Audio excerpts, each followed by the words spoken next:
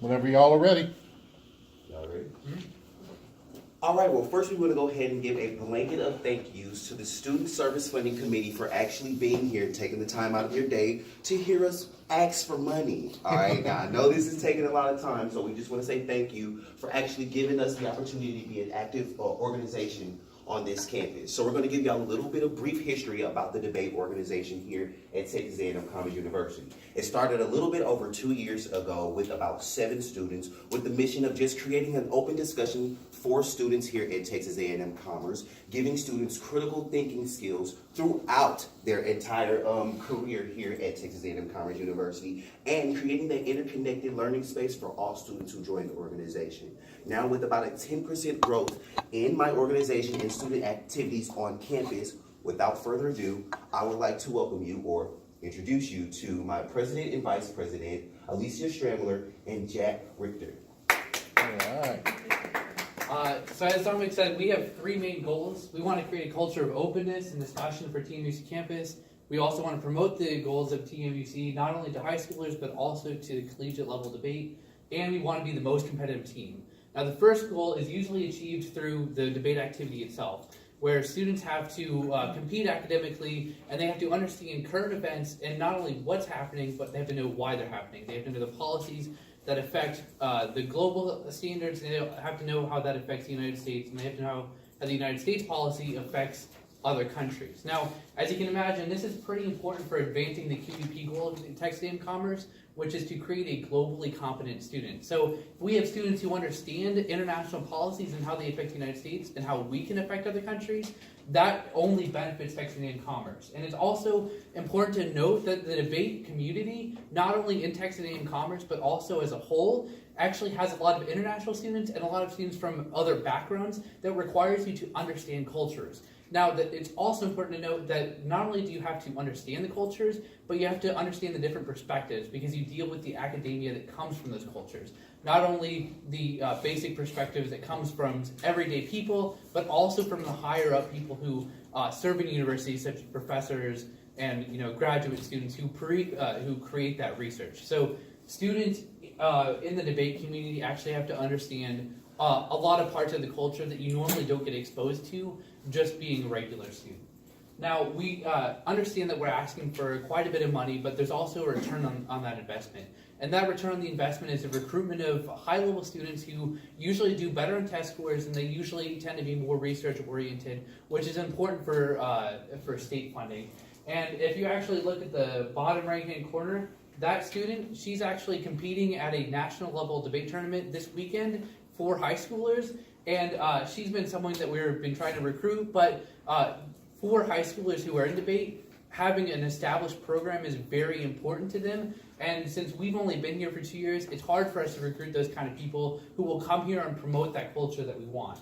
And it's also important to recognize that we will represent ourselves not only to high schoolers, which is important for recruitment, but also to other colleges who, some students, they actually transfer to other universities because of better established debate programs. I know of a student who went to UNT her first year and then realized that their debate program wasn't as good, and they went to a student-led program in UT Tyler. So it's important that we recognize the benefits that debate can have for the recruitment of students towards these universities. Now, the only way that this can happen is if we're a competitive team. The only way that we can make sure that we get high schoolers out there to understand that we have a team and we're well established, and the only way that we can actually put ourselves out there towards other colleges and universities is if we're a competitive team. And this requires that we have transportation, material costs, and competition fees covered, because all in all, that if I were to do it individually would cost me about $400 a tournament. And for an average student-led program, that's about 5 tournaments a semester. So, that adds up pretty quickly for one individual student, and that's what we need the funding for. Now, as a review, we encourage student voice and activism, we serve as a recruitment tool, and we provide students academically competitive atmosphere where they can engage with diverse ideas. I'll pass it off to Alicia. We talk to multiple students on a day promoting our program, and the first thing we always ask them is, do you have a background in debate? And they normally say no, but I love to argue. So that means that every individual has a voice and wants to use their voice. And the Forensic and Debate team here at TMUC, works to foster that voice. Because we live in an ever-growing society that some opinions are more important than others. We would love to strive and teach individuals that every voice has a place, every voice deserves to be heard. And with us doing different events, wanting to go places, competing competitions, we can't do it for free. So what happens to us without your funding?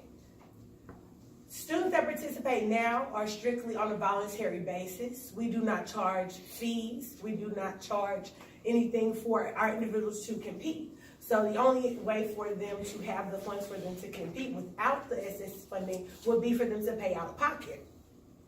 As the competitions add up relatively quickly, competition fees normally run $10 to $25 per event, averaging 20. That's assuming a student doesn't want to compete in more than one event. For example, I can normally compete in 2 to 3. Jake would compete in 2 to 3 also. Materials such as paper, writing utensils, filing, printing, all those things tend to add up, especially when we do promotions and things on campus. Meal compensations, we travel in the tri-state area, which is normally Texas, Louisiana, Oklahoma, and whenever we travel, meals can get very expensive. Assuming that a student eats 2 meals a day at $10 times however many days they're at the competition, it will come out of their pocket. Events, we just did 2 major events on campus. One was a lip sync battle, the other was a game night. If it was not for the money of the SS funding, we would not have been able to buy the games for the game night, nor be able to supply food or a DJ or any entertainment for the lip sync battle. When it comes to transportation and lodging, that's where things get risky. It will be the liability of the school and sometimes the individual student whenever we choose to travel, and that will put us in harm's way. Also, whenever we go to overnight tournaments, the better places we stay, the safer our students will be, and the better it will be for the university. This is a quick chart of everything that we normally pay for. This is one individual tournament. So if we choose to go out of state, it's an average of $400 out of that student's pocket. And what would happen if we didn't have you guys' funding? The participation in the community, both our organization and other organizations, would decline, because students that participate in other organizations are more likely to participate all over campus. As individual students, as we strive to be members of the more interconnected world, the cost of living goes up every single day. And our voice is no less relevant just because we don't have the dollars. And just because we don't have the dollars, this can force students to not participate at all. It could hurt their confidence. It could hurt the amount that they want to be interconnected. So as a speech and forensics team, we would first of all like to say thank you for what you gave us last year. And then we would like to say thank you for everything that you've done. And we would like to pass the remaining time over to you. Okay. Questions for our debaters? Yes, ma'am. How many students are in the debate?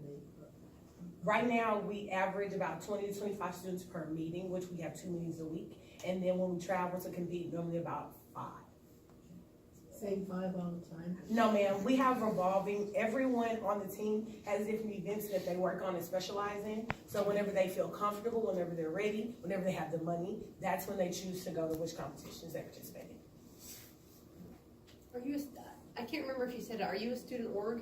Yes, ma'am. You're a student org, but you don't charge membership fees. No, ma'am. We do not have fees. Okay, and then are you doing anything else to fundraise? Yes, ma'am. We had one fundraiser planned. I'm sorry. That's the game night and the. No, ma'am. Those were not fundraising activities. We had some fundraising activities planned for the fall, actually, but at that time we couldn't get in contact with our fund for SS funding, so we had to cancel the event because everything was coming out of our pocket at that time. So with the funding and being able to get it now this second semester, we've been able to be more mobile and do more things. I guess I'm going to ask the basics. So, what's the difference between forensics and debate? Forensics is taking a piece of crit and analyzing it. Debate is actually taking a topic and taking a stance on it, either in the affirmative or the negative. Just very simple. So forensics is just a deeper and analytic view of what you're trying to explain. You normally refer to it as speech and debate. So there's the speech part. It's one individual person giving a speech, more like public speaking. Then there's the debate side is competition. We won't let that. We have just questions about your game nights. Yes, ma'am. Were those marketing events basically where you're trying to recruit members? Yes, ma'am. And then we also had established a presence on campus in the fall.